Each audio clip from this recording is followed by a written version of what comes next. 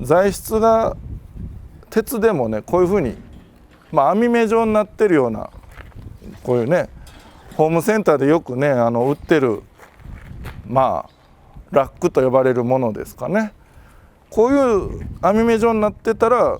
その風通しもいいし厚い部分が少ないですね。金属部分少ないんで、こういうのは鉄板はダメだけど金属製ダメだけどこういう網目状はいいんじゃないでしょうかと。盆栽からしたらもったいない松盆栽生産日本一の高松の盆栽園北谷温泉4代目北谷隆一です。今回はですねもう夏の暑い時にね置き場結構気をつけた方がいいですよっていうお話をやっていこうかなと思います。その中で3つ、この辺り気をつけましょうというのを今日、作ってきましたんで、で本題に入る前に少しお時間ください。いつもながらですけどメールマガジンずっとねちゃんとやっております。概要欄の方から見つけていただいてメールアドレス登録していただいたら無料でメールどんどん届きますと。もう今もう何千人100通以上みたいな感じで結構規模もね大きくなってきております。そちらもよかったらご利用くださいと。では本題に戻ります。盆栽の置き場ね、夏に限らずね、大事なんですけど、今回ちょっと夏に限った感じで、注意点3つ言っていこうかなと思います。まず盆栽台のこの材質ですね。今これ盆栽2つ置いてますけど、これ今木の板の上置いてます。でも今日ね7月の、中旬ぐらいなんですけど木の板でも手で触るとね結構熱いですね。料理ができるほど熱いかっていったらそこまでではないですけど木でもここまで熱い。でも大体木の板はねおすすめですね。もう一番やっちゃいけないのは、夏場は鉄板の上もう本当に鉄板丸ごと鉄板こんな感じので、例えば鉄製とかね金属製だったらもうこんな厚さじゃないと思うんでねそれはやめましょうと。で材質が鉄でもねこういうふうに、網目状になってるようなこういうねホームセンターでよくね売ってるラックと呼ばれるものですかね。こういう網目状になってたらその風通しもいいし厚い部分が少ないですね。金属部分少ないんでこういうのは逆にこういう木よりもいい可能性ありますけど、でも材質によってはねこの盆栽置くとなったらやっぱ外で水やりをほぼ毎日やるんで錆びる子はすぐ錆びちゃうだろうなっていう材質それは見た目の問題なんですけど外に置くにね綺麗に置きたかったらあんま錆びないような材質ではあった方が見た目いいんかなと。別に錆びてもねいいよって方は全然いいと思いますけど、鉄板はダメだけど金属製ダメだけどこういう網目状は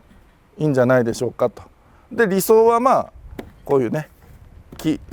でできた方がでもう一つ言いますと材質が木とか金属とかもあるんですけどこの高さですね。台の高さ最低50センチあるといいよっていうふうに言われてます。泥跳ねとかね、50センチ取れんでもね、せめて2、30センチはあってほしいなというところですね。こういう、その棚場のね材質のお話一つ、木はいいですよと金属はちょっとっていう、がそれ一つ目で、二つ目はですね真夏すごい日差しすごい温度暑いですよね。で木がかわいそうだからといってね自分たちがお部屋の中で涼しい気持ちのいいとこに木たちも入れてあげようみたいなそれはやめた方がいいです。やっぱすごい暑さでもやっぱ日光は必要です。で日光に当たってちゃんと光合成してっていう、特に暑い時期は成長期なんでね成長期に太陽の光がないのはやっぱり良くないですね。で室内でもねLED とか最近ねすごい明るいかもしれないです。それだけではやっぱり光のその強さがもう全然違いますよね。最近はだから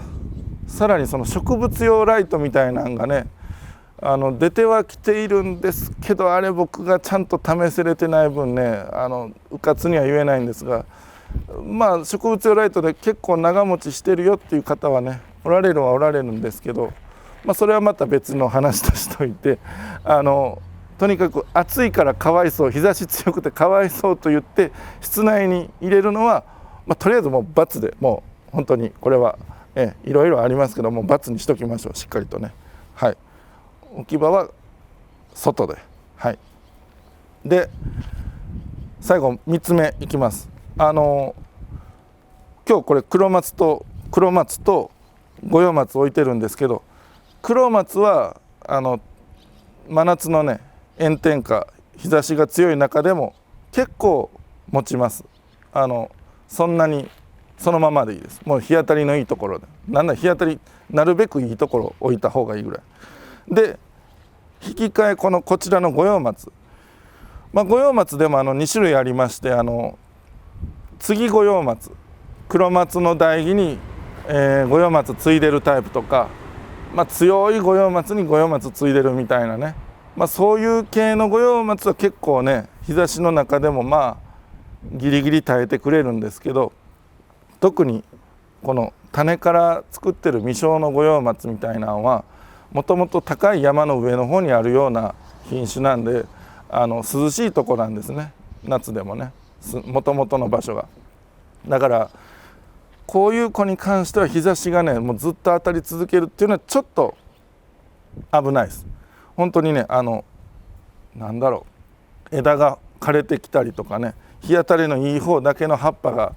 赤くね焼けてくるみたいなのがあるんで、こういうのはこの上にね、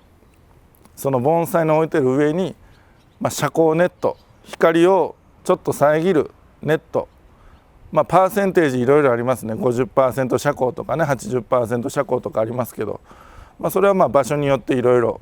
管理の仕方によっていろいろ、でも 50% の遮光があればもう十分かなとは思いますね。それかそういう遮光ネットを張れないような、お宅事情でしたら、ちょっと日当たりの悪い場所とか、夏の間だけそういうんでもいいかもしれないです。あんまりずっと日当たりが悪すぎる場所は良くないんですけど、よく言われるのがね西日は避けましょうとかね、はい、多分朝日だったらその夜涼しいとこからの太陽の日差しだからあんま強くないんかもわからんですね。で西日ってなったら昼の暑いとこからのさらに太陽の光でもうさらにもっと暑くなるみたいな感じやから西日を避けるみたいだと思うんですけど、だから実際そこは昔からのね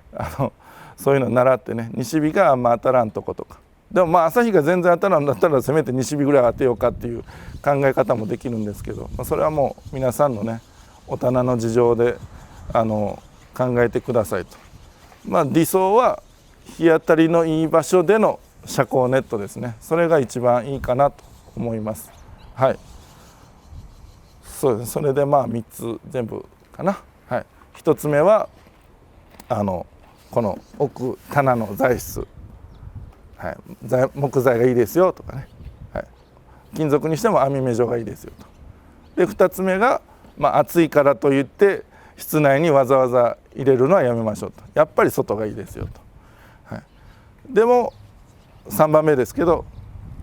日差しがすごく強すぎたら五葉松だけはちょっと日差しに弱いので遮光ネットができれば上にねやっていただけたらより安全に管理できますよという、その3つですね。はい、で本日は以上です。盆栽からしたらもったいない北谷4世4代目北谷隆一でした。チャンネル登録高評価メールマガジンもよろしくお願いします。